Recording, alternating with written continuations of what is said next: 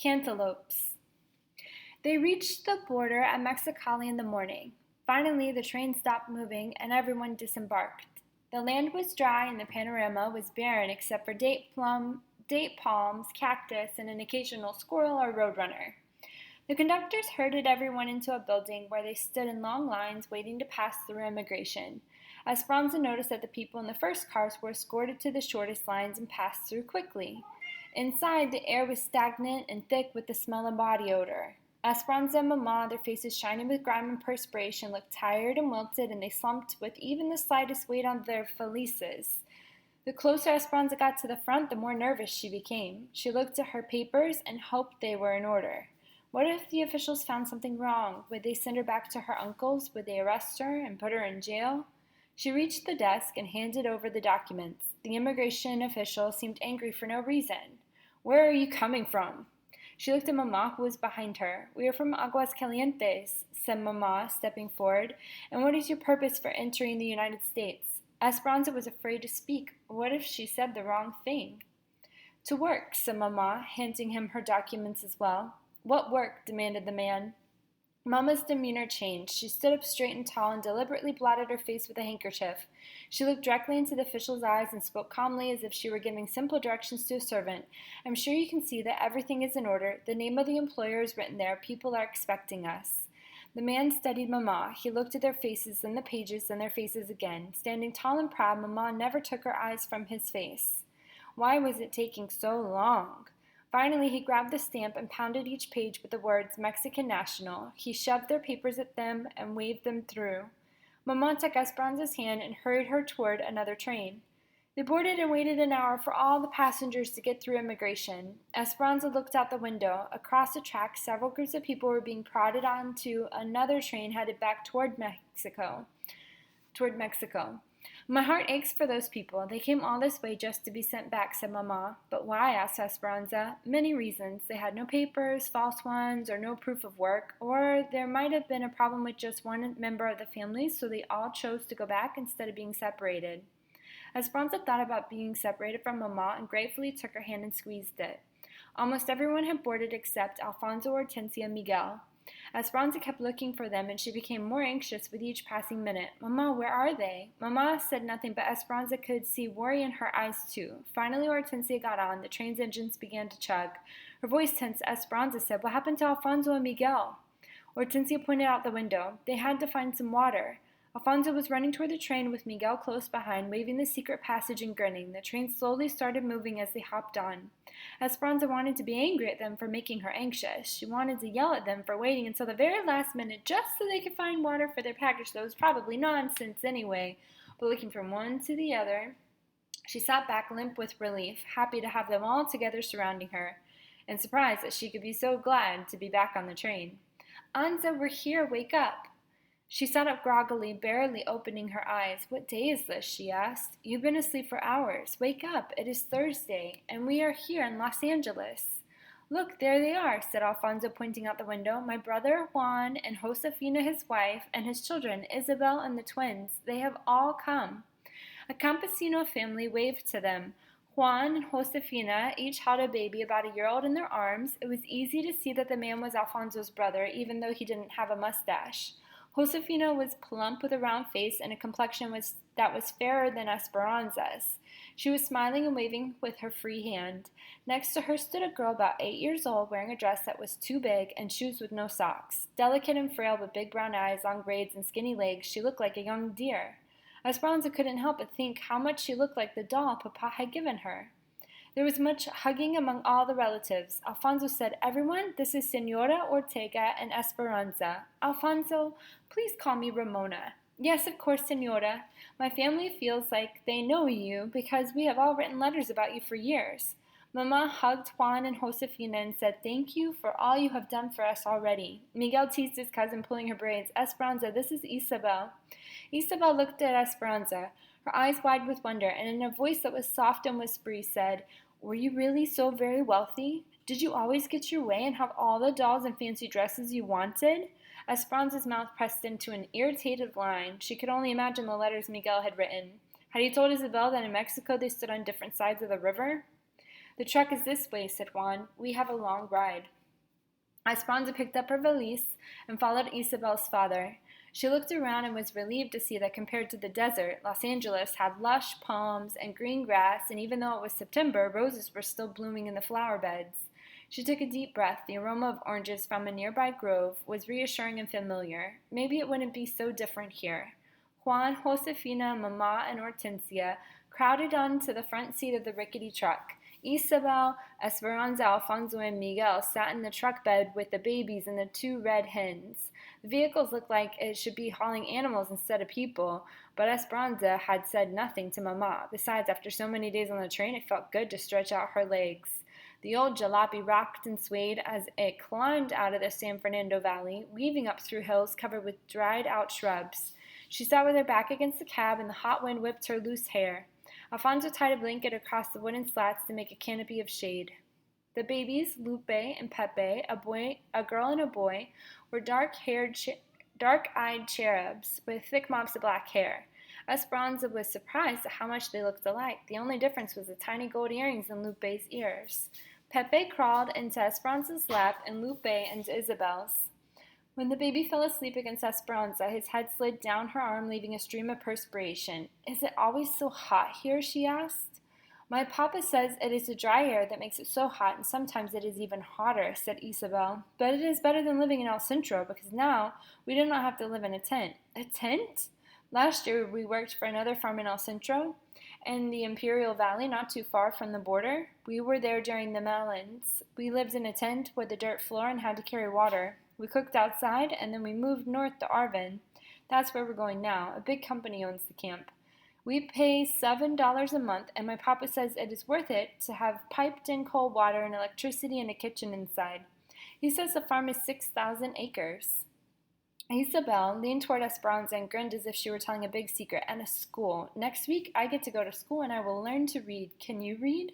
"Of course," said Esperanza. "Will you go to school?" asked Isabel. "I went to private school and started when I was 4, so I've already passed through level 8. When my grandmother comes, maybe I will go to high school." "Well, when I go to school, I will learn in English," said Isabel. Esperanza nodded and tried to smile back. Isabel was so happy she thought about such little things. Isabel was so happy she thought about such little things. The brown barren mountains rose higher, and a red-tailed hawk seemed to follow them for miles. The truck rattled up a steep grade past sparse, dry canyons, and Esperanza's ears began to feel full and tight. How much longer? "We will stop for lunch soon," said Isabel. They wove through the golden hills, softly sculpted with rounded tops, until Juan finally slowed the truck and turned down a side road. When they came to an area shaded by a single tree, they piled out of the truck, and Josefina spread a blanket on the ground, then unwrapped a bundle of burritos, avocados, and grapes. They sat in the shade and ate. Mama, Hortensia, and Josefina chatted and watched the babies, while Isabel lay down on the blanket between Alfonso and Juan. She was soon asleep. Esperanza wandered away from the group, grateful not to be rocking in a truck or a train. She walked to an overlook. Below, canyons plunged to an arroyo, a silver line of water from an unknown river. It was quiet and peaceful here, the sweet silence broken only by the swish of dried grasses from the wind. With her feet solid on the ground for the first time in many days, Esperanza remembered what Papa had taught her when she was little. If she lay on the land and was very still and quiet, she could hear the heartbeat of the valley. Can I hear it from here, Papa?" She stretched out on her stomach and reached her arms to the side, hugging the earth. She let the stillness settle upon her and listened. She heard nothing. "Be patient," she reminded herself, "and the fruit will fall into your hand." She listened again, but the heartbeat was not there. She tried one more time, desperately wanting to hear it, but there was no reassuring thump repeating itself, no sound of the earth's heartbeat or Papa's. There was only the prickly sound of dry grass. Determined, Esperanza pressed her ear harder to the ground. "I can't hear it!" She pounded the earth. "Let me hear it!" Tears burst from her eyes as if someone had squeezed an overripe orange. Confusion and uncertainty spilled forth and became an arroyo of their own. She rolled on her back, her tears swarming down her face into her ears. Seeing nothing but the vast sky and dizzying swirls of blue and white, she began to feel as if she were floating and drifting upward. She lifted higher, and part of her liked the sensation, but another part of her felt untethered and frightened. She tried to find the place in her heart where her life was anchored, but she couldn't, so she closed her eyes and pressed the palms of her hands against the earth, making sure it was there. She felt as if she were falling, careening through the hot air. Her skin perspired, and she felt cold and nauseous. She took short breaths, heaving in and out. Suddenly the world went black. Someone hovered over her. She sat up quickly. How long had she been in the darkness? She held her pounding chest and looked up at Miguel. "Aunt, are you all right?" She took a deep breath and brushed off her dress. Had she really floated above the earth? Had Miguel seen her? She knew her face was red and blotchy. "I'm fine," she said quickly, wiping the tears from her face. "Don't tell Mama. You know, she worries." Miguel nodded. He sat down close to her. Without asking any questions, he took her hand and stayed with her, the quiet interrupted only by her occasional staccato breaths. "I miss him too," Miguel whispered, squeezing her hand. "I miss the ranch and Mexico and Abuelita, everything, and I'm sorry about what Isabel said to you. I meant nothing by it." She stared at the dark brown and purple ridges staggered in the distance and let the ripe tears cascade down her cheeks. And this time Esperanza did not let go of Miguel's hand. They were heading down a steep grade on Highway 99 when Isabel said, "Look." Esperanza leaned around the side of the truck. As they rounded a curve, it appeared as if the mountains pulled away from each other like a curtain opening on a stage, revealing the San Joaquin Valley beyond. Flat and spacious, it spread out like a blanket of patchwork fields. Esperanza could see no end to the plots of yellow, brown, and shades of green. The road finally leveled out on the valley floor, and she gazed back at the mountains from where they'd come. They looked like monstrous lions' paws resting at the edge of the ridge. A big truck blew its horn, and Juan pulled over to let it pass, its bed bulging with cantaloupes. Another truck and another did the same. A caravan of trucks passed them, all piled high with the round melons. On one side of the highway, acres of grapevines stretched out in soldiered rows and swallowed up the arbors. On the other side, fields and fields of dark green cotton plants became a sea of milk-white puffs. This was not a gently rolling landscape like Aguas Calientes, for as far as the eye could travel, the land was unbroken by even a hillock. Esperanza felt dizzy looking at the repeated straight rows of grapes and had to turn her head away. They finally turned east off the main highway. The truck went slower now, and Esperanza could see workers in the fields. People waved, and Juan honked the truck horn in return. When he pulled the truck to the side of the road and pointed to a field that had been cleared of its harvest. Dried, rambling vines covered the acre, and leftover melons dotted the ground. "The field markers are down. We can take as many as we can carry," he called back to them. Alfonso jumped out, tossed a dozen cantaloupes to Miguel, then stepped up on the running board and slapped the top of the truck for Juan to start again. The melons, warmed by the valley sun, rolled and somersaulted with each bump of the truck.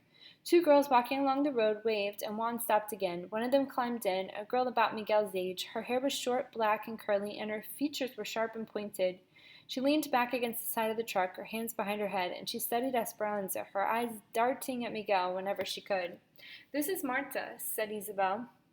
"She lives at another camp where they pick cotton, but it is owned by a different company. Her aunt and uncle live at our camp, so she stays with them sometimes." "Where are you from?" asked Marta. "Aguas Calientes. El Rancho de las Rosas," said Esperanza. "I have never heard of El Rancho de las Rosas. Is that a town?" "It was the ranch they lived on," said Isabel proudly, her eyes round and shining. "Esperanza's father owned it, and thousands of acres of land. She had lots of servants and beautiful dresses, and she went to private school, too. Miguel is my cousin, and he and his parents worked for them. So you're a princess who's come to be a peasant. Where's all your finery?" Esperanza stared at her and said nothing. "What's the matter? Silver spoon stuck in your mouth?" Her voice was smart and biting. "A fire destroyed everything. She and her mother have come to work like the rest of us," said Miguel. Confused, Isabel added, "Esperanza's nice. Her papa died." "Well, my father died too," said Marta. "Before we came to this country, he fought in the Mexican Revolution against people like her father who owned all the land." Esperanza stared back at Marta unblinking. What had she done to deserve this girl's insults? Through gritted teeth, she said, "You know nothing of my papa. He was a good, kind man who gave much of his property to his servants." "That might be so," said Marta, "but there were plenty of the rich who did not. That was not my papa's fault." Isabel pointed to one of the fields, trying to change the subject. Those people are Filipinos, she said. They live in their own camp, and see over there, she pointed to a field down the road. Those people are from Oklahoma. They live in Camp 8. There's a Japanese camp, too. We all live separate and work separate. They don't mix us. They don't want us banding together for higher wages or better housing, said Marta. The owners think if Mexicans have no hot water, that we will mind as long as we think no one has any. They don't want us talking to the Okies from Oklahoma or anyone else because we might discover that they have hot water, see? Do the Okies have hot water? Asked Miguel. Not yet, but if they get it, we will strike. Strike? Said Miguel. You mean you will stop working? Don't you need your job? Of course I need my job, but if all the workers join together and refuse to work, we might all get better conditions. Are the conditions so bad? Asked Miguel. Some are decent. The place you're going to is one of the better ones. They even have fiestas. There's a Jamaica this Saturday night. Isabel turned to Esperanza. You will love the Jamaicas. They have them every Saturday night during the summer. There's music and food and dancing. This Saturday is the last for this year because soon it will be too cold. Esperanza nodded and tried to pay attention to Isabel. Marta and Miguel talked and grinned back and forth. An unfamiliar feeling was creeping up inside of Esperanza. She wanted to toss Marta out of the moving truck and scold Miguel for even talking to her. Hadn't he seen her rudeness? She brooded as they rode past miles of young tamarisk trees that seemed to be the border of someone's property. Beyond those trees is the Mexican camp, said Isabel, where we live. Marta smirked at Esperanza and said, just so you know, this isn't Mexico. No one will be waiting on you here. Then she gave her a phony smile and said, ¿Entiendes? Understand? Esperanza stared back at her in silence. The one thing she did understand was that she did not like Marta.